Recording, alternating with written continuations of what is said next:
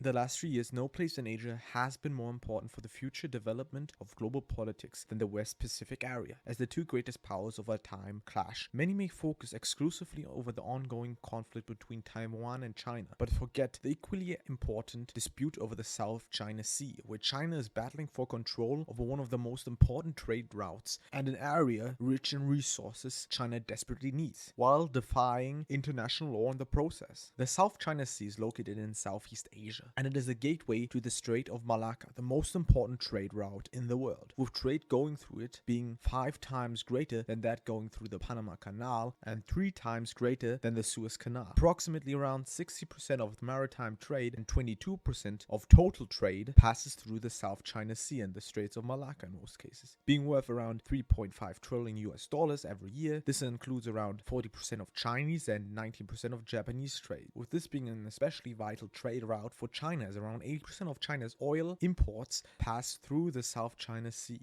Besides the important roles the South China Sea plays in global commerce, it is also very much rich in natural resources, having 11 billion barrels in oil and 190 trillion cubic feet of natural gas reserves. South China Sea is also the origin point of 15% of global fishing products. Now that we have established the importance of control over the South China Sea, it isn't surprising that most of the countries bordering the South China Sea wish to control as much of it as possible. This has led to Malaysia, Philippines, Vietnam, Taiwan, and China all staking a claim to this region. This has led to historic disputes over fishing rights and resources in this area. These disputes do exist between ASEAN states. None of them have claims as radical as the 9-dash line of China, under which China would gain control over about 80% of the South China Sea, including the highly contested Spratly and Paracel Islands. While de jure ownership over the Paracel Islands has been contested between Vietnam and the People's Republic of China ever since the end of World War II, only China has de facto control over these territories. The Spratly Islands tend to be the focal point of the conversation regarding the South China Sea disputes, as the dispute over these islands is still ongoing, and essentially all actors in the region have staked a claim to at least some of the islands, with Taiwan and China both claiming the entirety of the archipelago. The majority of these islands, quotation marks, as most of these islands don't qualify under international law, as islands have following the Second World War been controlled by either the Philippines or Vietnam. But now you may ask yourself, China doesn't control any of these islands really. How can they claim the area based on these islands, and how can they militarize this area? Well, instead of taking islands, they just made islands by just stacking sand and gravel already existing reefs, destroying much of the local wildlife in the process. These islands and this project as a whole has been dubbed the Great Sand Wall. Well, the South China Sea is a crucial part in China's foreign policy, as control over it could give them control of an essential trade route and access to resources that China desperately needs. It could also pose a great danger for China, as this would essentially cut off all goods imported and exported from and to China. The significance of these trade routes was seen during the Second World War, when Japan was able to cut off a large part of Chinese trade, and especially the supply of vital resources such as oil, by taking first vital coastal cities and ports, and then later gaining control over the European colonies in the Eastern Pacific, such as the Dutch East Indies, and more importantly, French Indochina, from which they were able to cut off the last route out of China, the Burmese Road. It is expected that this strategy could stop any major Chinese excursion and stop trade. This fear of trade being completely cut off has led China to search for an alternative trade route. And this partially came in the form, or indirectly came in the form, of the Belt and Road Initiative, or the BRI. The BRI is a global infrastructure development strategy adopted by the Chinese government in 2013, exceeding $1 trillion US dollars, and including 155 countries, which is almost 75% of the world's population, and accounts for more than half of the world's GDP. The BRI supports a wide range of infrastructure projects around the world, mostly financed by China. Well, part of this project is the maritime Silk Road. The main focus of this project is the new Eurasian land bridge, which would allow China to trade with most of Eurasia without using any seaways, which historically has been very difficult for China. As to the south of China, you have the Himalayas, the plateau of Tibet, and the jungles of Vietnam. In the west, you have the Tian Shan Mountains, and in the north, the Gobi Desert and the Great Siberian Tundra. But with modern engineering, China was able to engineer a number of new trade routes, or corridors as they're called, out of China and into the rest of Eurasia. The Great Mekong Sub-Area Economic Corridor, the Bangladesh, China, India and Myanmar Corridor, the Trans-Himalaya Economic Corridor, the China-Pakistan Economic Corridor, and the China-Mongolia-Russia Economic Corridor are some of the major trade corridors, all of them combining and connecting to the larger new Eurasian land bridge. These routes would allow China to bypass a potential US blockade and maintain at least part of their trade. Beyond and as part of this erection of multiple new economic corridors, China has begun to heavily invest in infrastructure and industrial projects in Southeast Asia, with the biggest receivers being Indonesia, Vietnam, and Cambodia, with a number of other countries being closely behind them. This, in combination with the huge disparity in economy and military between the Asian states and China, may have been the reason the response to China's expansionist policy has been rather toned down, as you might call it. As the leader of the Association of Southeast Asian Nations has only stated that the island-building policy of China may undermine peace, security and stability. But as CN notes, this is strong language from the usually reticent 10-member Association of Southeast Asian Nations, as quite frankly, they are not in a position to be aggressive against China or use harsh language. But back to the island-building campaign of China. In 2002, China and the members of ASEAN signed the Declaration on the Conduct of Parties in the South China Sea, which reaffirms freedom of navigation and overflight,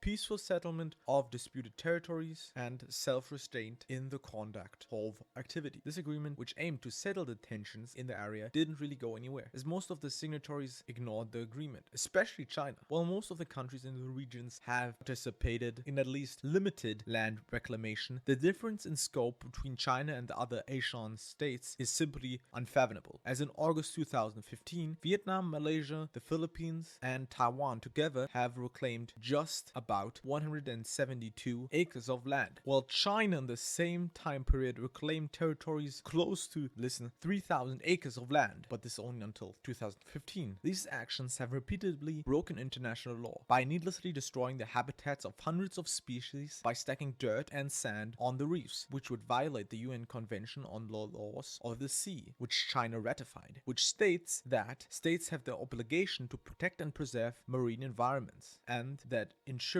that activities under the jurisdiction or control are so conducted as not to cause damage by pollution to other states and their environments. China has historically changed the justification for the activities in the South China Sea, which they claim is ancestral property of the state. The Harvard International Review states in their article Belt and Road and Sea, Chinese Expansion in the Modern Era, published on the 2nd of August 2020, China followed a specific progression on communication in the South China Sea.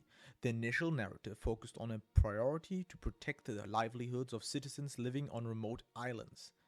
Over time, the narrative became about providing the region with storm and weather warning systems, and today we see militant messages with the deployment of SA-6 missiles and Coast Guard frigates.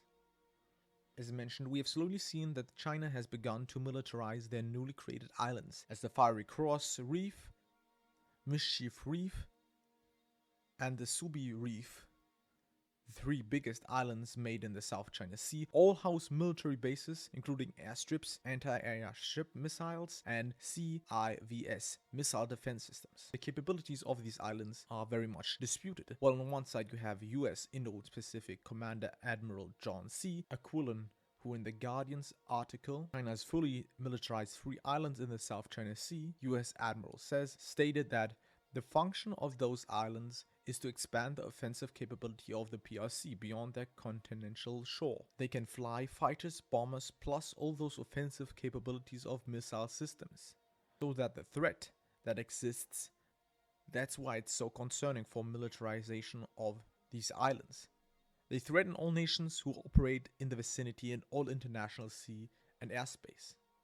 In stark contrast, the magazine, naval and merchant ships with supposed connections to the Chinese government is quoted in the VOA news article via Voice from China admitted that disputed artificial islands are hard to defend, to have stated, bases on a network of reefs and atolls where Beijing has used landfills to create space for airstrips and other military infrastructure, are hard to defend because of the distance from mainland China. Well, the capabilities of these islands are hard to determine, as we have no information about the exact armament, and as said in the VOA News article, there would be problems with supplying islands. There's no doubt that these islands could, at least temporarily, pose a threat towards forces in the area. Arguably, the biggest regional force against Chinese expansion in the region, besides the US, has been the Philippines, a historic ally of the US, which has been ratified by a bilateral defense agreement in 1951. Arguably, the biggest success against China's campaign was the ruling of the Arbitral Tribunal in July 2016 in the Philippines v. China case, which, based on Robert Beckerman's article China's Island Building in the South China Sea, Implications for Regional Security, led to the tribunal determining that China does not have historic rights in the exclusive economic zone of the Philippines, that Scarborough Shoal and the 5 of the features of occupied by China in the Spratly Islands, Johnson Reef, Curteron Reef, Fiery Cross Reef, Gavin Reef, and McKennan Reef, are rocks which cannot sustain human habitation or economic life of their own, within Article 121 of the United Nations Convention on the Law of the Sea. Consequently, these features are entitled to a 12 nautical mile territorial sea, but they are not entitled to an EEZ or contentional shelf of their own. Additionally, that all of the other features in the Spratly Islands group that meet the definition of an island under Article 121 of the UN Convention on the Law of the Sea are rocks which cannot sustain human habitation, economic life of their own. Further, the Arbitral Tribunal ruled that 4 of the features in the Spratly Islands that are occupied by China, Subi Reef, Gavin Reef, Hughes Reef, and Mischief Reef, are low tide elevations. Low tide elevations are not suspect to a claim of sovereignty and not entitled to any maritime zone of their own. Jurisdiction over low tide elevations belongs to the state in whose EEZ or contentional shelf they are located. This ruling basically completely destroyed any legal rights the Chinese government could have had to these islands. But this was not the end of the conflict between the Chinese and Philippines government, as 5 Chinese Coast Guard, 2 Chinese Navy, 8 accompanying ships would blockade the second Thomas Shaw and the Sierra Madre ship, a marooned World War II ship which houses multiple Philippine Marines and act as a Navy outpost for the Philippine Navy. The Chinese ships repeatedly rammed 2 Philippine Coast Guard ships who were on a resupply mission to the Sierra Madre. But what has the United States done to stop China? The United States is challenging China's claims in the South China Sea, particularly through the use of freedom of navigation operations, even deploying multiple carrier strike groups to the area. The US aims to reinforce internationally recognized rights and freedoms by challenging what is seen as China's excessive maritime claims. The US has railed allies and partners in the region, forming the Quadrilateral Security Dialogue, the Quad, with India, Japan, and Australia, with a clear target of countering Chinese influence in the area. There is a transatlantic alignment between the US and the EU since 2012, but differences emerge within the West. While the US takes a strong stance against China, the US has issued milder declarations emphasizing the need to resolve disputes in accordance. Some European countries, like France and the United Kingdom, have taken a more assertive approach in conducting naval patrols in the South China Sea. We see a clearly expansionist policy in the South China Sea from China, which has been rather successful as nations have acted against this. And even international courts have ruled against China. China does not really care. And as long as there aren't measures taken that are more harsh, like sanctions, which I'm not advocating for, China won't change its mind. Sorry for the long gap between release, the last video, and the release of this one, which is probably going to be like 5 weeks. I just procrastinated it so much. I started work almost like 2 weeks after it, but then I just stopped somewhat, and like in the last week I got more work into it, and like I'm gonna spend another week probably editing this shit, like half a week probably, and then I'm gonna be finished. I hope it's gonna be a good video. I hope you liked it. Markus Weissmann out.